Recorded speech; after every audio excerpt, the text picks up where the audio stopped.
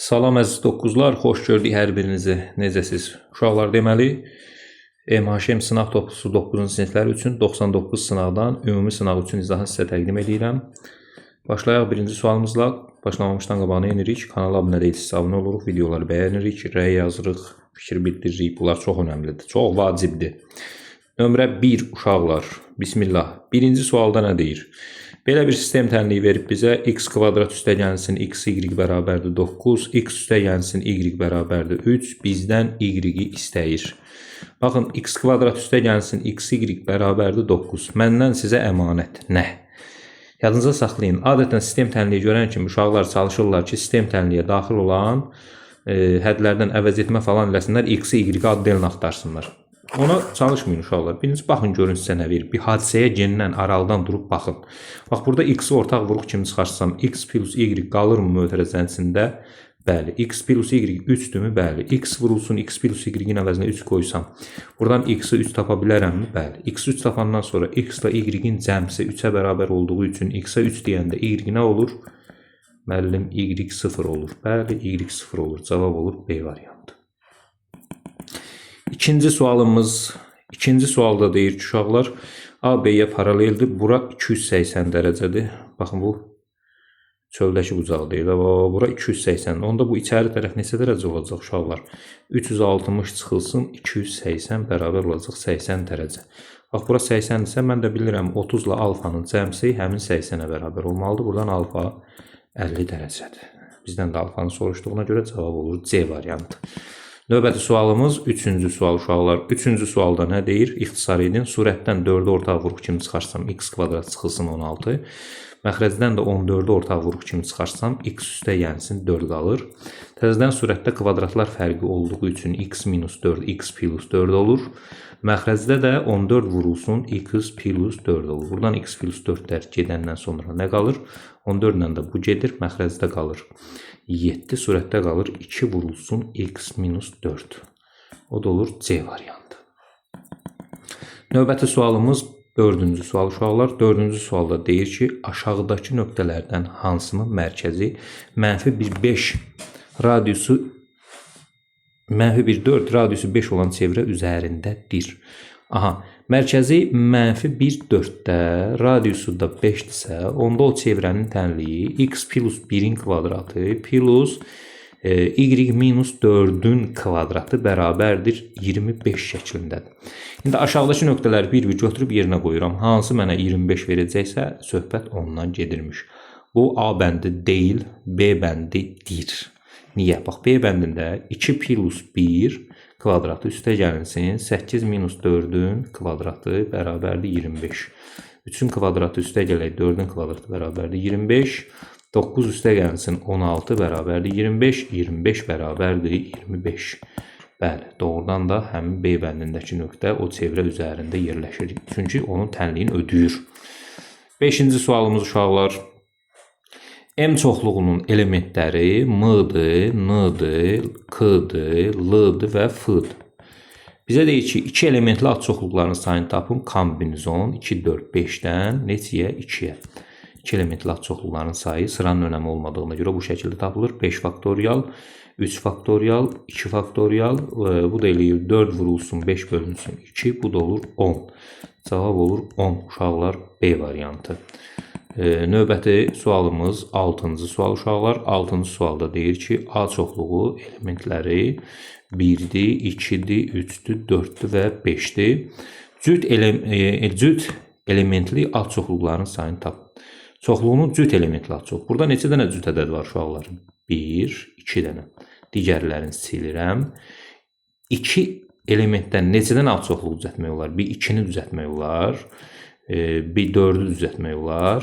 Bir də 2 4-ü düzəltmək olar. Başqa düzəltmək olarmı? Xeyr. Cavab olur 3 dənə. Bunu başqa necə tapmaq olardı? Baxın, 2 elementli çoxluğun ad çoxluqlarının sayı 2 üstü 2 ilə tapılır, 4 dənə eləyir. Amma bu 4 dənənin içində bir dənə boş çoxluq olduğuna görə 1 çıxırsan, yenə də cavab 3 eləyir. Yəni, element sayı çox olanda bu üsulla gedəcəksən. İndi A-Z-7 deyə bu formada yazdım, amma əslində əlverişli üsul deyil o formada yazmaq. Cavab olur 3 dənə. Yəqin ki, burada 3 dənə E variantındadır. Burada PDF-də düşmüb. 3 dənə E variantında olacaq. Bizdə dəqiq kitabdan baxın. 6-cı sualımızda 3, E bəndində 3 var. Bəli. Belə. Növbəti sualımız 7-ci sual. 7-ci sualda deyir ki, uşaqlar, bucaq B 90 dərəcədən böyükdür. Aha, bucaq B 90 dərəcədən böyükdürsə, onda x kiçik olmalıdır. Qayda var idi əlimizdə. 8-in kvadratı üstə gəlinsin 12-nin kvadratından. Düzdür, bu kör bucaq olduğuna görə. Böyük olmalıdır. Böyük olmalıdır. Daha doğrusu. Qayda belə deyildi axı. Qayda belə idi ki, x böyük olmalıdır. Kök altında 8-in kvadratı üstə gəlsin 12-nin kvadratından kiçik olmalıdır. Modulda 8 üstə, modul ehtiyac yoxdur çünki müsbət olsun. 8 üstə gələk 12-dən. Deməli, buradan x kiçik olmalıdır, 20-dən böyük olmalıdır. 64 üstünə də gəlirik 144. Bu nə eləyir? 208. 208-dən də təxminən nə çıxır? 14 tam neçəsə. Deməli, x ola bilər 15, 16, 17, 18 və 19. Bizdən nə istəyirdi? Ala biləcək tam qiymətlərin sayını tapın. 2, 4, 5 dənə cavab olur C variantı. 7-ci sualımızın cavabı olur nə variantı? C variantı uşaqlar. Növbəti sualımız 8-ci sualdır.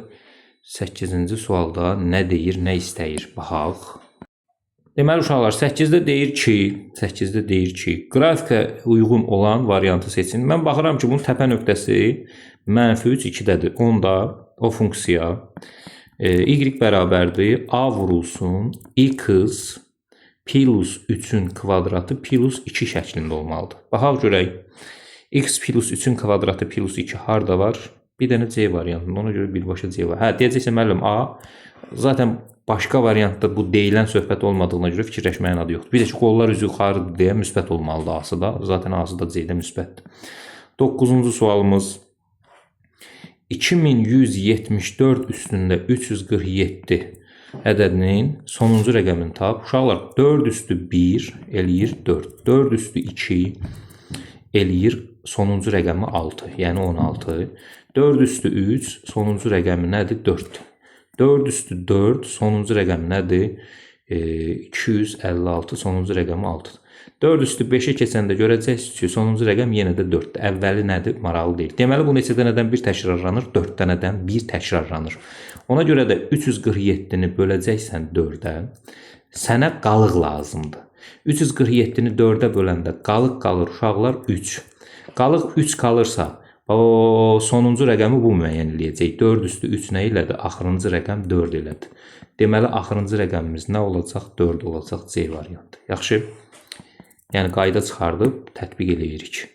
10-cu sualımız x bərabərdir kök altında x üstə gəlinsin 1. X nə idi? 3 üstə gəlinsin 1. Aha, y bərabərdir kök altında x kvadratı üstə gəlinsin 2x çıxılsın 5. İfadəsinin qiymətini tapın. Uşaqlar, x necə ədəddir? Müsbət ədəddir. Nə bildin ay müəllim?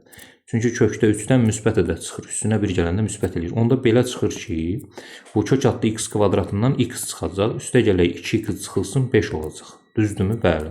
Onda y nəyə bərabər olacaq? 3x çıxılsın 5-ə. X-in yerinə həmin ifadəni qoya bilərəmmi? Bəli. Kökdə 3 üstə gəlinsin 1-i qoyuram.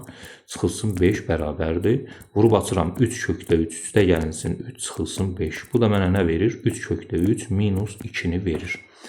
3 kökdə 3 minus 2 o da olur B variantı 10-cu sualımızda. Növbəti sualımıza baxaq uşaqlar. 11-ci sual. Nömrə 11. 11-ci sualda nə deyir bizə? Bizə belə bir çevrə verib, daxili bucaq və toxunanlar arasındakı bucaqdan söhbət gedir. A bucağı 40 dərəcədir. Uşaqlar, A bucağı 40 dərəcədirsə, sən bilməlisən ki, onda bax bu qövs neçə dərəcə olur? 140 dərəcə ay müəllim. Bəli, nə bildin? Çünki toxunanlar arasındakı qövslə toxunanlar arasındakı bucağın cəmsi 180 dərəcə olur. Belə bir qaydamız var. Onda M bucağı neçə dərəcə olur? Müəllim, o da olur 70. Niyə? Çünki çevrə daxilindəki bucaq, daxilə çəkilmiş bucaq söykəndiyi qövsün yarısına bərabər olur. 140-ın yarısı 70 olduğuna görə olur 70 dərəcə. Tamamilə doğrudur. Afərin sənə. Cavab olur E variantı. Nömrə 12. 12-ci sualda nə deyir uşaqlar? 2 çıxılsın 2-də 1 x üstündə -1 bərabərdir 2 tənliyini həll edin. Əvvəla uşaqlar, hər tərəfi -1-ci dərəcədən qüvvətə yüksəldirəm. Onda bu olur 2 çıxılsın 2-də 1 x üstündə -1. Bu da olur 2-də 1 əksinə. 2 üstü -1, 2-də 1 deməkdir. Bu 2 üstü, bu 1 artıq bir ehtiyac yoxdur. Yəni üstündə 1 o demək ki, elə özüdür. 2-də 1 x bərabərdir. Nəyə? 2-də 1-ə. Buradan -2-də 1 x bərabərdir uşaqlar. 0,5 çıxılsın 2 keçdi bu tərəfə. -0,5 x bərabərdir -1,5-ə. X bərabərdir uşaqlar neçəyə? 3-ə. Cavab olur 3. C variantı. Belə. Bu da 12-ci sualımız. 13-cü suala baxırıq uşaqlar. Kubun tilini 20% artırsaq həcmi, kubun tili V bərabərdir A kubu ilə tapılır. Bu 100%dir uşaqlar. Bunu deyir 20% artırsaq, tili 20% artıranda əvvəl A idi, sonra olacaq 1,2A. Ay müəllim, bu 1,2 nədir? 20% artıranda 120% idi. 120%də 1,2 deməkdir. Burada həcm çıxırdı A kubu. Burada həcm çıxacaq 1,2A-nın kubu. 1,2A-nın kubu da nə verəcək mənə? 1,44 vurulsun 1,2, 288, 144, 8, 2, 7, 1. 3 rəqəm 1,728 bax. 1,728 A kubu olacaq. Uşaqlar, indi fikir verin. Əvvəl A kubu idi. Sahə nə olurdu? Əvvəl A kubu idi. Sahə olurdu 100%. İndi bir budursa əmsal, onda bunu faizə çevirəndə 100-ə vuracam, olacaq 172,8%. Yəni 72,8% artım baş verəcək. Neçə faiz? 72,8%. Cavab olacaq A variantı. Məncə başa düşdün. Zaten sən özün bilirdin. Sənə demək artıqdır. Deyirik də. 14-cü sualımız. Uşaqlar 3 kiçikdir A kiçikdir 8, 2 kiçikdir B kiçikdir 4. A üstə gələk B cəmini tapın, alt-alta yazmaq və tərəf-tərəfə toplamaq lazımdır. Tərəf-tərəfə toplayanda uşaqlar bu olur 5, bu olur A plus B, bu tərəfdə olur 12. Deməli 12 ilə 5 arasında dəyişir. O da olur nə variantı? A variantı. Növbəti sualımız 15-ci sual uşaqlar. 15-ci sualda bizə enteresan belə bir çalışma verib. Sürəti toplayanda 8-də 4 eləyir. Məxrəci çıxanda uşaqlar 12-də 3 eləyir. Biraz da səliqəli yazaq. 12-də 3 eləyir. Plus sürətdə çıxanda 6-da 6 eləyir. Məxrəcdə toplayanda 49-da 7 eləyir. Düzdürmü? Surətdəki ifadə 2-də 1-dir. Məxrəcdəki də nədir uşaqlar? 4-də 1. Plus surət 1-dir. Məxrəcdə 7-də 1-dir. 2-də 1-i 4-də 1-ə böləndə 2-də 1-i vuracaqsan 1-də 4-ə. Üstə gəlsin 1-i də 7-də 1-ə böləndə 1-də 7-yə vuracaqsan. Bununla bu ixtisar gedir. 2 qalır. Üstə gələk 7 bərabər olur 9-a. Yəni qeyri-adi bir şey deyildi.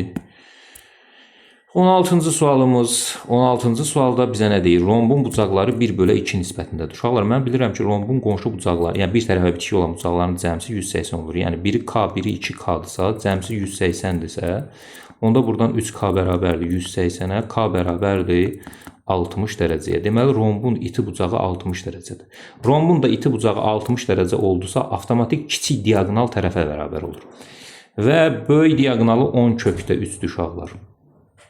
Bax, bu A-dır, bu A-dır, bu A-dır, bu A-dır. Böyük diagonal da bax, budur. Böyük diagonal budur, kiçik diagonal da budur. Aydındır. Uşaqlar, böyük diagonal 10 kökdə 3-dürsə, bunun parası 5 kökdə 3 olurmu? Olur. Düzdür. İndi bu 5 kökdə 3-dürsə, axı bura 30 dərəcədir, rombun bucağı onu təmbüləndir. Rombun diagonalı onun bucağını təmbüləndir. Onda bura 60 dərəcə olur. 60-ın qarşısındakı 5 kökdə 3-dürsə, onda 30-un qarşısındakı 5 olub. Deməli, kiçik diagonalın parası 5-dir, digər parası da 5-dir. Onun kiçik diagonalı nə qədərdir? 2, 5-in 10. Kiçik diagonal deməli nəyə bərabər imiş? D kiçik bərabər imiş 10-a. Cavab olur 10 uşaqlar. 17-ci sualımız. 17-ci sualda nə deyir bizə? Kökdə 6 və kökdə 6 plus 1 ədədlərinin kəsir hissələrinin nisbətini tapın. Əvvəla bunun kəsir hissəsini tapmaq üçün mən bilməliyəm ki, kökdə 6 bərabərdir. Kökdə 6 bərabərdir. 2 tam neçəsə. Yəni bunun tam hissəsi 2-dir. Onda kəsir hissəsi nəyə bərabərdir uşaqlar? Ədəd çıxılsın tam. Digər tərəfdən, bax bunun kəsir hissəsincə buradan yazaq biz. Əvvəla bunun özünün, mən bilirəm ki, çıxır 2 tam neçəsə, üstünə də 1 gələndə olur 3 tam neçəsə. Deməli, bunun tam hissəsi 3-dür. Onda kəsir hissəsi nəyə bərabər olur? Kökdə 6 plus 1-dən çıxmaq lazımdır tamın. Yəni, kəsir hissəsi bərabər olur, kökdə 6 çıxılsın 2. Düzdürmü? Elə oldu da, hər ikisinin kəsir hissəsi yenə oldu ki, nə gözəl. Səhv demədik ki? Xeyr, səhv demədik. İndi bizə deyir ki, kəsir hissələrin nisbətini tapın. Üstünə də kökdə 6 çıxaq 2-nin kökdə 6 çıxaq 2-yə nisbəti nə verəcək mənə? 1 verəcək. Cavab olacaq 1. 17-ci sualımız. 18-ci sualımız uşaqlar. 7 bucaqlının xarici bucaqlarının cəmini tapın. Xarici bucaqların cəmi dəyişmir. İstəyir 50 bucaqlı olsun. Bu dəyişməz bir şeydir. 360 dərəcə olur. 19-cu sualımız. Ölçüləri 2 4 6 olan düzbucaqlı paralelipipedin diaqonalı neçə santimetrdir? Diaqonalını tapmaq üçün kök altında 2-nin kvadratı, üstə gələk 4-ün kvadratı, üstə gələk 6-nın kvadratı. Belə bir düsturumuz var. Buradan D bərabərdir. Kök altında 4, 16, 36. Bu da olacaq kök altında 20, 36, kök altında 56. Burada 2 ilə yazmaq olar. Məsələn, 4 vurulsun neçə yaza bilərik bunu? 14 yaza bilərik. O da deyir 2 kökdə 14. 2 kökdə 14 də yaza bilərsən. Kök altında 56 da yaza bilərsən. Fərqi yoxdur.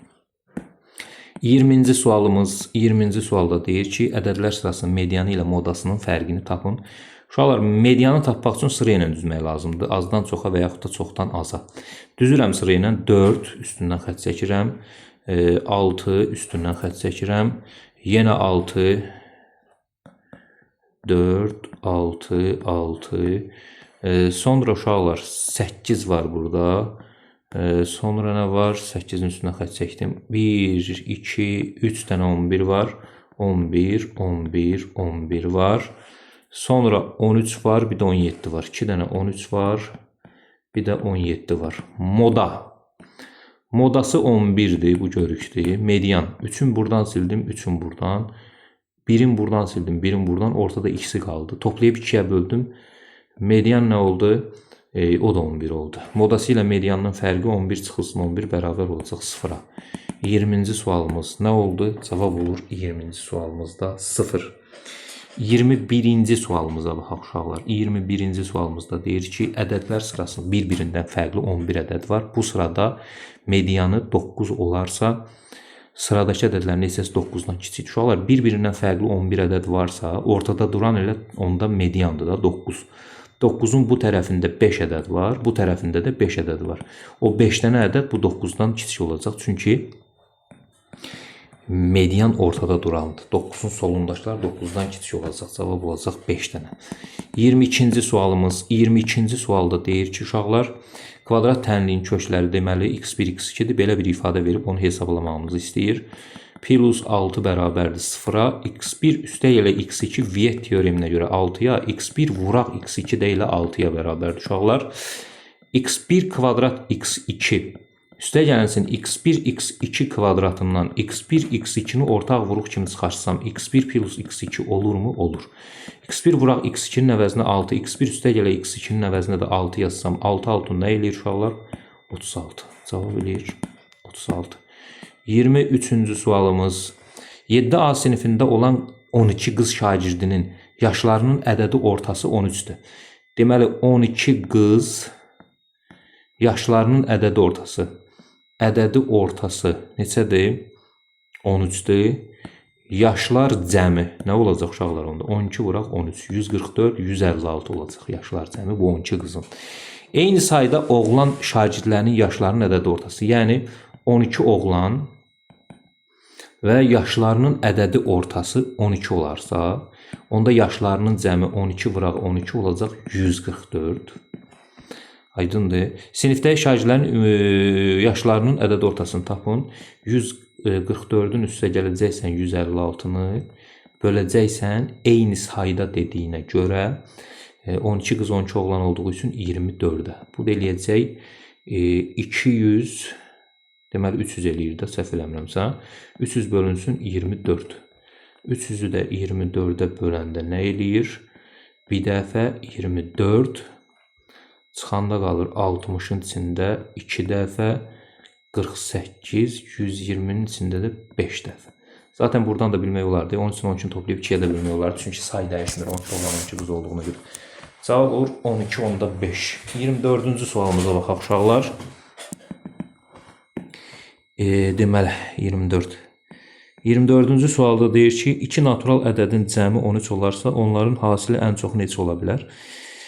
42 ola bilər. Çünki A plus B ədədinin cəmsi 13-dür.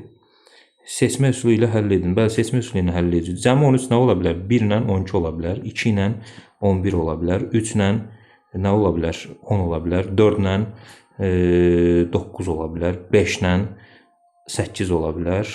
6 ilə 7 ola bilər. 7 ilə 6 belə-belə gedəcək. Hasil o vaxtda ən böyük olur ki, toplananlar bir-birinə daha yaxın olsun. Aydındır. Onda deməli 6, 7, 42 hasil ən böyük nə olacaq? 42 olacaq. Nəhayət sonuncu sualımız 25-ci sual uşaqlar. Namiq işdə nahar etmək üçün maaş kartında 100 manat pul saxladı.